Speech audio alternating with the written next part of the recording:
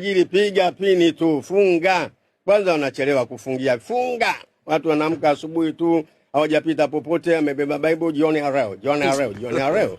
Oh, haleluya. Oh, glory to God. Anatusumbua tu. Bwana amenionyesha. Uonyeshe wewe nani? Mgonga kokoto Mungu akuonyeshe wewe. Ani wataacha watu wakuonyeshe wewe Mungu kweli ya mambo ya ovyo kabisa huyu. Funga piga pini. Huko Rwanda nimesikia Kagame amepiga pini vikanisa vingi visivyoeleweka. Acha watu walalamike, walie machozi, hujafuata utaratibu, piga pini. Kama utaki usisajiliwe na serikali. Fanya jambo la kwako mwenyewe. Lakini ukisajiliwa, fuata taratibu. Mimi nimeenda Amerika, watu makanisa wanapewa bure wanayakimbia sababu utalipa kodi. Yamesajiliwa, hakuna ujinga. Hizi nchi zetu serikali mimi na wala mkweli mmeachia watu kwenye mitandao wanatutukana, nyinyi mnatazama. Hivi ndio mmelea hili jipu linapasuka.